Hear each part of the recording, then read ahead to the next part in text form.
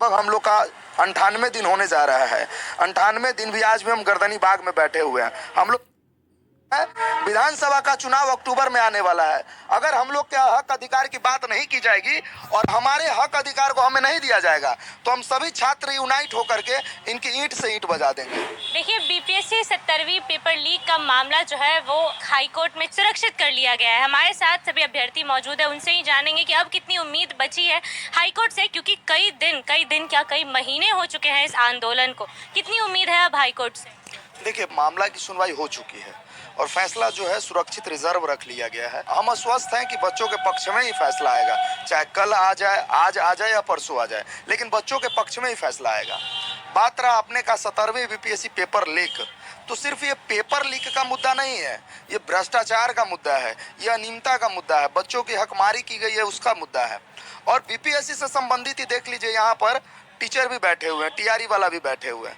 BPSC से संबंधित भी बहुत से ऐसे रिक्रूटमेंट है जिसको लेकर के बच्चे आंदोलनरत है।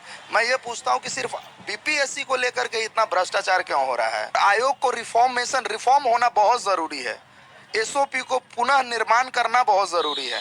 स्टैंडर्ड प्रोसीजर जो है पूरी तरह से धूल में फेंकने वाली है, कचरा के डब्बा में डालने वाली है, क्योंकि सिर्फ नाम का एसओपी बना हुआ है, उसको फॉलो नहीं किया जाता है। और हम छात्र चाहते हैं कि सिर्फ बीपीएससी का री एग्जाम ही ना हो, री एग्जाम के साथ साथ एक बेहतर जांच कमेटी बैठे और पूरे बीपीएससी की अधिकारी से लेकर के सबकी जांच की जाए, उनकी संपत्ति की जांच की जाए।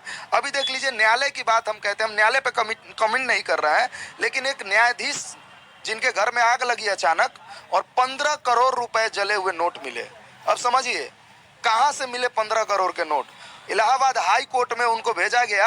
हाई कोर्ट के जो बार काउंसिल के अध्यक्ष थे, उनको मीडिया में आके कहना पड़ा कि इन जज महोदय को तो हम कोर्ट में नहीं बैठने देंगे।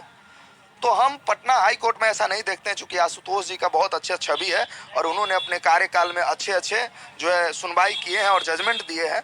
बस उनसे आग्रह है कि बच्चों के हित को देखते हुए, क्योंकि आज लगभग हम लोग का 98 दिन होने जा रहा है। 98 दिन भी आज भी हम गर्दनी बाग में बैठे हुए हैं। हम लोग सिर्फ इतना चाह रहे हैं कि बच्चों के भविष्य को देखते हुए साहब आप निर्णय दे दीजिए, और ये निर्णय ऐसा दीजिए कि सेंटर ऑफ जस्टिस बिहार बने, गर्दनी बाग बने, ताकि कभी भी बच्चों के हक अधिकार मारा जाए, शोषण किया जाए तो पुनः बच्चों को न्यायालय पे भरोसा हो और गर्दनी बाग अब बैठने की जरूरत ना हो, वो डायरेक्ट न्यायालय चला जाए। आंदोलन की अच्छा, आपने कहा कि 98वां दिन है अब, ठीक है, और मेंस का इस बीच में डेट निकाल दिया गया, कैलेंडर जारी कर दिया गया, तो बच्चे क्या करें? री एग्जाम की तैयारी करें या फिर मेंस की तैयारी? देखिए, मैं एक आपको बात बताता हूँ। यूपी में एक यूपीपीसीएस का एक केस था, लगभग 2012-13 का केस था। मेंस का एग्जाम हो गया था, रिक्रूटमेंट हो गई थी, नियुक्ति हो गई थी। उसके बाद सुप्रीम कोर्ट ने पूरी नियुक्ति को रद्द कर दिया था। ये यूपीपीसीएस का केस है। मैं बस इतना कहता हूँ, हम बच्चे अस्वस्थ हैं कि जो फैसला आएगा। देखिए मैडम, मैं आपको कहना चाहता हूँ, अगर गलत नहीं होता तो हम 98 दिन तक आंदोलनरत नहीं होते। हम लाठी नहीं खाते, हम मार नहीं खाते, जेल नहीं जाते, माँ बहन की गालियां नहीं सुनते।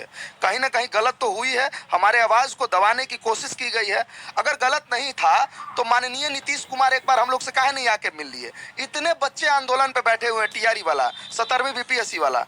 मैं कहता हूं कि जनप्रतिनिधि बिहार के मुखिया भी माननीय नीतीश कुमार जी हैं। नीतीश कुमार जी से बच्चे कुछ नहीं मांगते, कहते हैं साहब आप एक बार हमसे रूबरू हो जाइए और हमारी बातों को सुन लीजिए। इतने नकारे मुख्यमंत्री हैं जो एक बार सुनने के लिए तैयार नहीं है बच्चे के बात। हम लोग आंदोलन कब का समाप्त कर दिए होते, री एग्जाम का मुद्दा बाद में होता। हम लोगों ने आग्रह किया था, प्रेस कॉन्फ्रेंस किया था कि माननीय नीतीश कुमार हम लोग से आकर के 5 मिनट बस बात कर ले।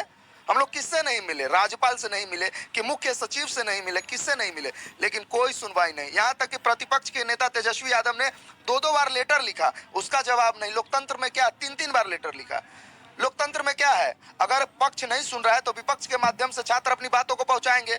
लेकिन लोकतंत्र के मंदिर में शिक्षा मंत्री का, कल देखिए शिक्षा मंत्री, मैं वहां मौजूद था, शिक्षा मंत्री ने इन लोगों को जिलेबी थमाने का काम किया। कहा गया था 5 बजे तक इन लोगों का जो है अनुशंसा करके मैं ज्ञापन जो है बीपीएससी को सौंप दूंगा, और अभी तक इन बच्चों से आप बात कर लीजिए, कुछ न्यूज नहीं है। तो ऐसा शिक्षा मंत्री को दोहराया नहीं जाए। कल 1 ही किलोमीटर दोहराया, अब तो हम कहते हैं 336 किलोमीटर दोहरा के उत्तर प्रदेश भेज दीजिए।